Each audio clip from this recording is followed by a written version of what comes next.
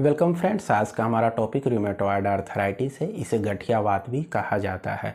Rheumatoid arthritis जो है यह एक ऑटो इम्यून डिजीज है। ऑटो इम्यून डिजीज को पहले हम थोड़ा सा समझ लेते हैं। जब कभी आपके बॉडी में कोई बैक्टीरिया या वायरस इंटर करता है तो हमारा इम्यून सिस्टम, हमारा रोग प्रतिरोधक क्षमता जो है वह उस बैक्टीरिया वायरस से फाइट करता है, उसे किल कर देता है और इस प्रकार से हमारे शरीर को स्वस्थ रखता है, हम हेल्दी रहते हैं। और यह जो इम्यून सिस्टम है यह अपने बॉडी के सेल्स को और बाहरी चीज़ों को बहुत आसानी से समझता है। सिंपल कहें तो अपने और पराये में फ़र्क समझता है। हमारा इम्यून सिस्टम समझता है कि कोई भी बाहरी चीज़ों को अपने बॉडी में प्रवेश नहीं करने देना है। अगर प्रवेश कर गया तो उसे मार करके ख़त्म कर देना है। दिक्कत कब आती है? जब हमारा इम्यून सिस्टम कंफ्यूज हो जाता है और वो हमारे ही बॉडी के सेल्स को, कोशिका के जॉइंट्स के अगेंस्ट में काम करता है और उसे ही डिस्ट्रॉय करने लग जाता है।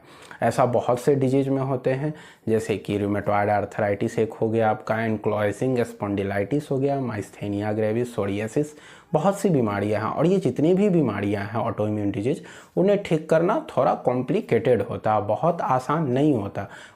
क्यों नहीं होता आसान, इसके बारे में मैं लास्ट में आपको डिटेल से बताऊंगा। इसमें होता क्या है कि रूमेटॉयड आर्थराइटिस की हम बात करें तो इसमें जो स्मॉल जॉइंट है हमारे बॉडी के, जैसे फिंगर्स हैं, रिस्ट जॉइंट है, यहाँ पर इसका अटैक सबसे पहले होता है। जो रिस्ट जो फिंगर्स जो हैं, उंगलियों जो है, उंगली में क्या होता है कि दो हड्डियों के बीच में एक कार्टिलेज होता है और आपस में टेंडन, लिगामेंट्स होते हैं, कार्टिलेज होते हैं जो एक दूसरे को जोड़े रखते हैं और इसे आपस में बांध करके रखने के लिए एक मेम्ब्रेन होता है जिसे साइनोवियल मेम्ब्रेन कहते हैं। हमारा इम्यून सिस्टम इसी साइनोवियल मेम्ब्रेन के अगेंस्ट काम करने लगता है और इसे डिस्ट्रॉय करने लगता है, जिस वजह से साइनोवियल मेम्ब्रेन में सूजन आने लग जाती है। वहाँ पर के जो लिगामेंट्स हैं, टेंडन हैं, वो ढीला होने लगते हैं, उनका जो आकृति है, जो शेप है, उसमें चेंजेस आने लग जाता है और वहाँ पर जो कार्टिलेज हैं वो धीरे धीरे टूटने लग जाते हैं, जिस वजह से बहुत ज़्यादा पेन होता है, सीवियर पेन होता है, बहुत ज़्यादा दर्द होने लगता है, गर्म जैसा फील होने लगेगा वहाँ पर। और यह जो दर्द है पहले फिंगर से शुरू होगा, फिर wrist joint, elbow joint, shoulder, knee joint, ankle joint, शरीर के जितने भी जॉइंट्स हैं सभी को अफेक्ट कर देते हैं। बहुत ज़्यादा जो है सो सीवियर पेन होने लग जाता है। यहाँ तक कि दर्द इसमें इतना ज़्यादा बढ़ जाता है कि धीरे धीरे आपका नेक रीजन में दर्द आने लग जाता है, स्वेलिंग होने लगता है, या और अगर यह दर्द लंबे समय तक रहे तो चेस्ट कंप्लेन होने लग जाते हैं। इस तरह से बहुत सी समस्याएं इसके अंदर आपको देखने को मिल सकता है। फ्रेंड्स, ये किन लोगों को ज़्यादा होता है तो देखा जाता है कि जिनका एज 30 और 50 के बीच में है, 80% उन्हीं लोगों को यह डिजीज अटैक करता है।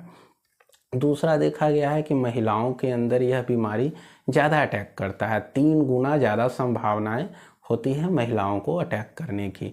इसके अलावे वैसे लोग जो बहुत ज़्यादा ओबेस हैं, मोटे हैं, फैटी हैं, उन लोगों में भी यह समस्या बहुत ज़्यादा होता है। कुछ केसेस में हेरेडिटरी भी देखा गया है, हालांकि इसके एग्जैक्ट कॉज अभी भी अननोन है। अगर इसके डायग्नोसिस की बात करें तो आप सिंपल लैब टेस्ट करा सकते हैं, जैसे कि या आपके जो डॉक्टर हैं वो कराए होंगे, तो आप ब्लड में देखेंगे ESR लेवल बढ़ा हुआ होता है। ESR लेवल बढ़ने से आपके बॉडी में स्वेलिंग आने लगता है, सूजन जो है बहुत ज़्यादा हो जाता है। दूसरा है RA factor. RA factor normally below 15 होना चाहिए, लेकिन इसके अंदर आपका 15 से ऊपर हो जाता है, इवन 200 300 तक RA फैक्टर जो है उसको चला जाता है। इसके अलावे आप एक्सरे, MRI स्कैन कर सकते हैं, जिससे कि आप देख सकते हैं कि कोई एबनॉर्मेलिटी अगर है तो आप उसे सेंड कर सकते हैं MRI के अंदर, एक्सरे के अंदर, जिससे कि आप ट्रीट कर सकते हैं। इसके बाद फ्रेंड्स अब हम बात करते हैं कुछ होम्योपैथी मेडिसिन के बारे में, और उसके बाद हम बात करेंगे कि आखिर लोगों का रूमेटॉयड आर्थराइटिस क्योर क्यों नहीं होता, परमानेंट क्योर क्यों नहीं होता, या फिर वो होम्योपैथी मेडिसिन लेते हैं तो उससे उन्हें बेनिफिट क्यों नहीं मिलता जितना उन्हें मिलना चाहिए था। तो फ्रेंड्स सबसे पहली मेडिसिन आती है एब्रोटेनम। एब्रोटेनम 30 में 2 बूंद सुबह दोपहर शाम करके इस्तेमाल किया जा सकता है। इसके अंदर आप देखेंगे कि जॉइंट्स के अराउंड में जो मसल्स हैं वो मसल्स डिस्ट्रॉय होने लगते हैं, टूटने लगते हैं, ख़त्म होने लगते हैं, तो उसे यह दवा ठीक करने का काम करता है।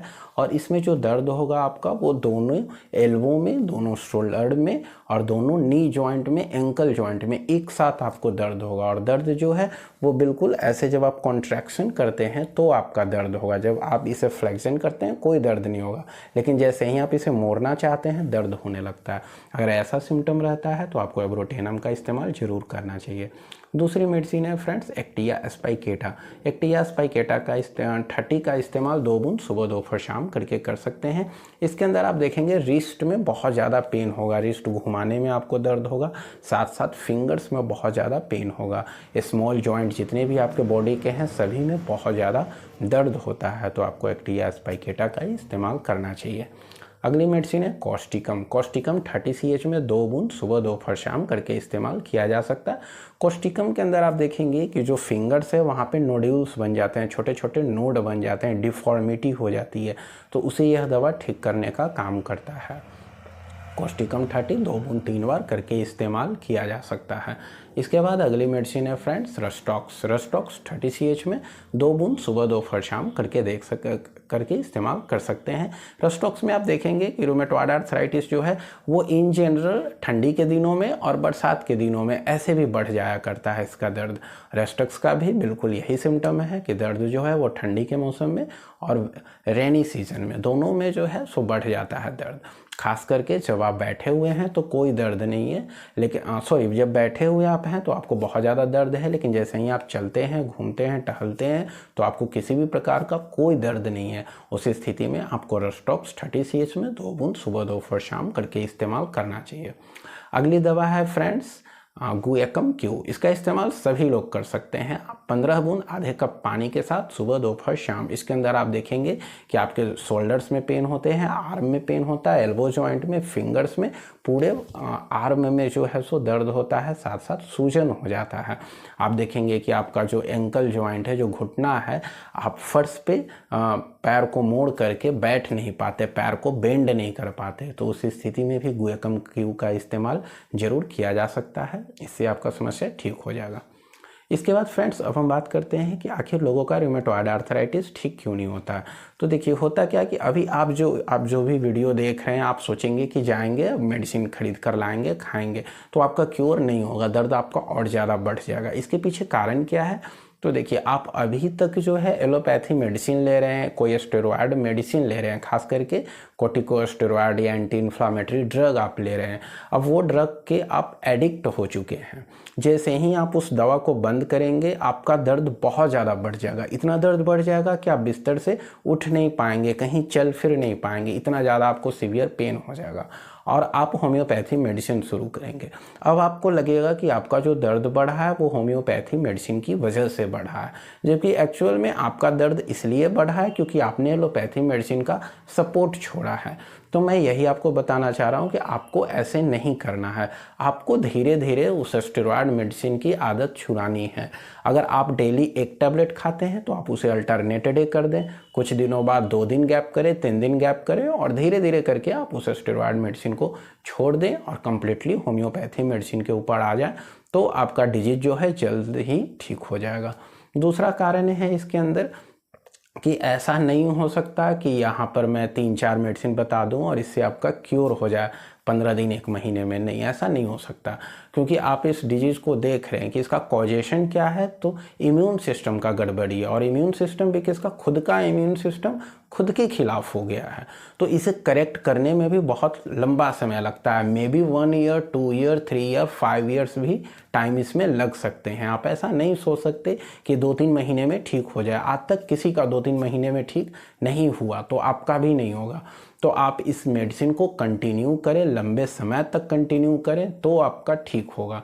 दूसरा है कि आप जो एलोपैथी मेडिसिन ले रहे हैं तो उससे आपका दर्द में तो काफ़ी आराम होगा। हो सकता है कि आपको कोई तकलीफ़ ना हो रहा हो, लेकिन उसकी वजह से आपको गैस का हमेशा समस्या बना रहेगा, शरीर में सूजन आ जाया करेगा, बार बार आपको बुखार लगा करेगा, थोड़ा मौसम में परिवर्तन होगा आपको बुखार लग जाएगा। तो ये सब जो कंप्लेन आ रहे हैं वो आपके साइड इफ़ेक्ट की वजह से आ रहे हैं। जैसे ही आप होम्योपैथी मेडिसिन शुरू करेंगे आपका शरीर धीरे धीरे नॉर्मल होना शुरू हो जाएगा और मेडिसिन को लंबे समय तक लेंगे तो आप निश्चित रूप से ठीक हो जाएंगे।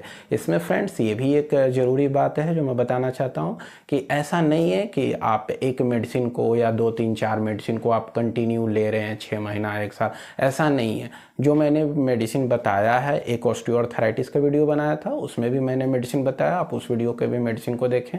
जिस मेडिसिन से आपका सिम्टम मैच करे वो मेडिसिन को लें आप। जैसे ही उस मेडिसिन का नीड ख़त्म हो जाए, आपका सिम्टम ख़त्म हो जाए, आप उस मेडिसिन को बंद कर दें। ऐसा नहीं है कि आपको 2 साल तक कंटिन्यू यही मेडिसिन को खाते रहना। हो सकता है 2 महीने 3 महीने बाद आपको मेडिसिन चेंज करने की आवश्यकता पड़े तो आपको चेंज करना चाहिए। इसके लिए आपके कोई अगर नियरेस्ट डॉक्टर हैं उनसे भी आप कॉन्टैक्ट कर सकते हैं और उन पे फेथ रख करके, भरोसा रख करके लंबे समय तक मेडिसिन को लें तो आपको निश्चित रूप से लाभ मिलेगा। सो थैंक यू दोस्तों।